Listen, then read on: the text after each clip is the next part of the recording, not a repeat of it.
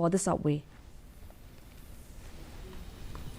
The residents under Sohra Syiemship met the Khadc Hills Autonomous District Council KHADC Chief Executive Member CEM Pinyat Singh CEM yesterday on the reclassification of Majai, a village under Hima Sohra, into Arat. During the meeting with the CEM, the residents of Sohra Syiemship demanded from the KHADC to revoke the June 24th notification reclassifying Majai as Arat. Meanwhile, the KHADC CEM told reporters that the council has asked Sohra Syiemship to exercise their mind and come out with the best solution for all stakeholders. This matter will be reviewed after the KHADC session, which will be held later this month. Pang no ya Majai.